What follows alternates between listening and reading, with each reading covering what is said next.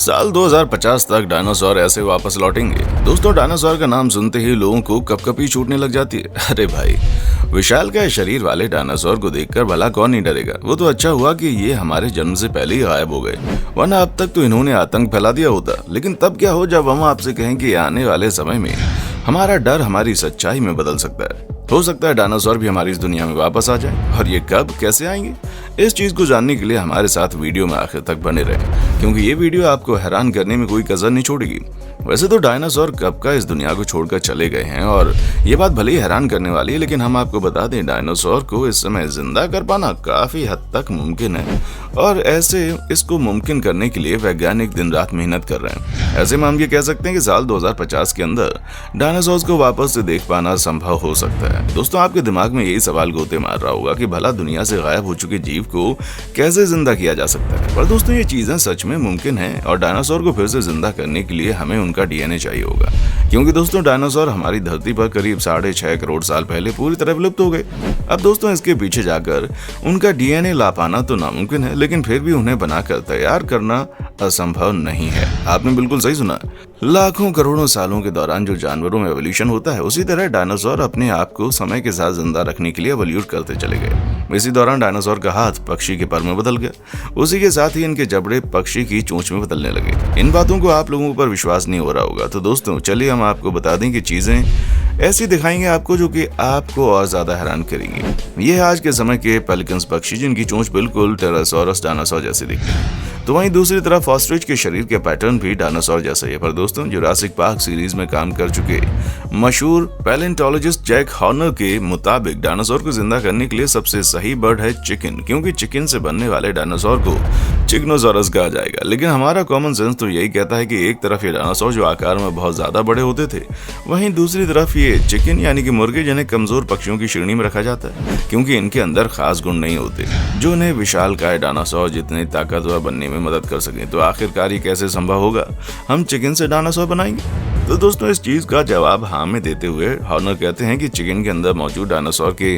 Preserve और inactive gene को अगर हम किसी तरह जिंदा कर पाएं, तो इन चिकन से ही हम डायनासोर को वापस ला पाएंगे। दोस्तों, चिकन और एलिगेटर असल में थेरोपोड्स डायनासोर के ही वंशज हैं, जिन प्रजाति में वेलोसिरेप्टर्स और टीरेक्स भी शामिल हैं। अब यहाँ पर जो सबसे बड़ी दिक्कत है वो ये कि इन चिकन्स को डायनासोर में कन्वर्ट करने के लिए 3 जेनेटिक इंजीनियरिंग की प्रॉब्लम को सॉल्व करना पड़ेगा, जो कि एक लंबी पूंछ, दूसरा है बिना चोंच वाला मुंह जिसमें खतरनाक और नुकीले दांत होने चाहिए, और तीसरा जो सबसे अहम है वो है पंख के बदले हाथ, उंगली और नाखून। बस अगर ये 3 प्रॉब्लम सॉल्व हो गई तो ज्यादा देर नहीं बल्कि साल 2050 के अंत तक हम डायनासोर को जिंदा देख सकेंगे। दोस्तों, अगर डायनासोर हमारी धरती पर जैसे तैसे आ गए ना, तो हम क्या क्या बदलाव देखेंगे, चलिए इस बारे में भी जान लेते हैं। वैसे अभी इस चीज को एक हाइपोथेटिकल सिचुएशन मानकर चलते हैं। दोस्तों, इन डायनासोर्स के जिंदा होने के बाद वही होगा जो डायनासोर्स की मूवी में हुआ था, मतलब कि एक सचमुच का जुरासिक पार्क खुलेगा, और जिस तरह हम चिड़ियाघरों में घूमने के लिए जाते हैं उसी तरह हम जुरासिक पार्क में जाएंगे। और ऐसा भी संभव है कि इनमें से कुछ डायनासोर्स को एग्रीकल्चर यानी कि खेती में इस्तेमाल किया जाए, खास करके डिप्लॉयडोकस डायनासोर को, जो कि एक शाकाहारी जीव है, और इन्हें एग्रीकल्चर में इस्तेमाल करने का सबसे बड़ा कारण ये रहेगा कि ये काफी ताकतवर होते हैं। ऐसे में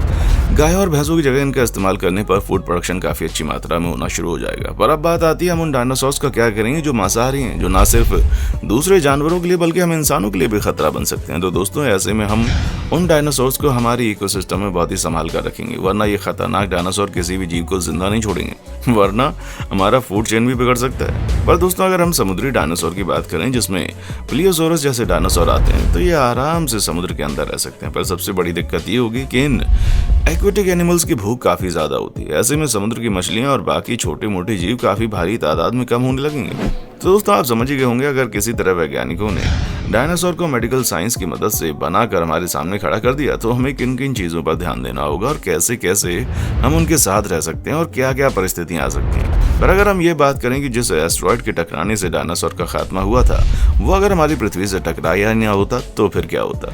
वैसे आपके मन में इस चीज को लेकर कई सवाल चल रहे होंगे कि अगर एस्टेरॉयड धरती से ना टकराया होता, तो आज शायद ये विशालकाय डायनासोर हमारी धरती पर अभी भी खेल कूद रहे होते। तो दोस्तों, हम आपको बता दें कि आपका अंदाजा कुछ हद तक सही भी है, लेकिन इतना भी नहीं कि हम धरती पर पाए जाने वाले एक जीव को पूरी तरह से नजरअंदाज कर दें। जी हाँ दोस्तों, डायनासोर लाख विशालकाय और खतरनाक क्यों ना हो, पर धरती पर पाए जाने वाला एक ऐसा जीव है जिसके आगे ये डायनासोर भी हार मान लेते हैं, और वो जीव कोई और नहीं बल्कि हम इंसान ही है। जी हाँ, हम इंसानों में जो सबसे ज्यादा ताकतवर चीज है वो हमारा दिमाग है, जिसके बलबूते पर हम किसी भी चीज को ठीक करने में सक्षम है। जहां आज से कुछ हजार साल पहले हमें ठीक ढंग से बोलना तक नहीं आता था, वहीं आज एक एक इंसान ना सिर्फ ढंग से बोल सकता है बल्कि एक साथ 2-3 भाषाओं का प्रयोग करके लोगों को अचंभित कर सकता है। और ये तो फिर भी कुछ नहीं है, हमने विज्ञान के क्षेत्र में क्या क्या उपलब्धियां पाई हैं इसका जिक्र तो हमें भी नहीं लगता कि हमें करने की जरूरत है, क्योंकि आप ये सभी चीजें एक ऐसे डिवाइस में देख रहे हैं जो एक छोटा सा है, और ना सिर्फ आप इससे अपने लोगों से कनेक्ट कर सकते हैं बल्कि देश दुनिया की सारी A to Z चीजों को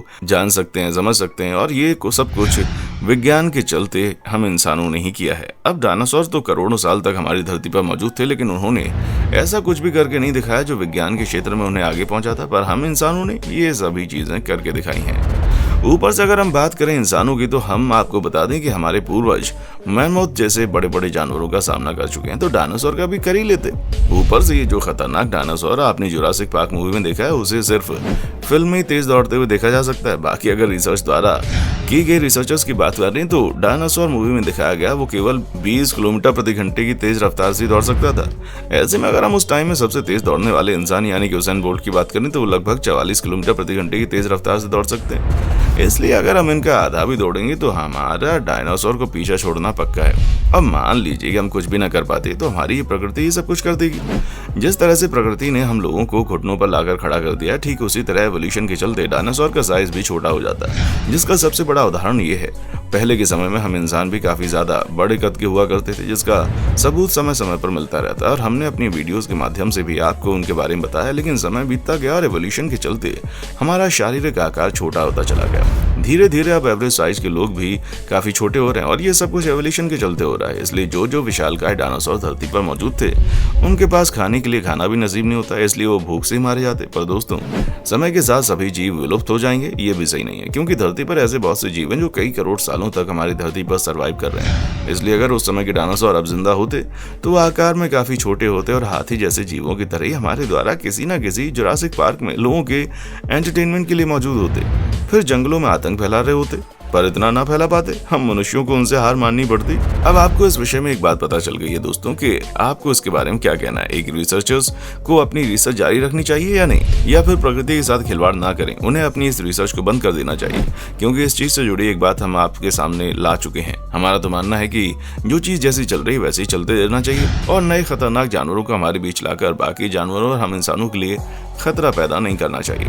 दोस्तों, आज के लिए बस इतना ही। अगर आपको हमारे आज की वीडियो अच्छी लगी तो इसे ज्यादा से ज्यादा लोगों तक शेयर करें, ताकि हर कोई ये वीडियो देख सके और जान सके कि उनके आसपास क्या हो रहा है। और ऐसी इंटरेस्टिंग वीडियोस को लगातार देखने के लिए हमारे चैनल को लाइक, शेयर और सब्सक्राइब करना ना भूलें। देखने के लिए शुक्रिया। दोस्तों, आपको स्क्रीन पर 2 और वीडियोस दिखाई दे रही हैं, जिसे देखने के लिए स्क्रीन पर क्लिक करें।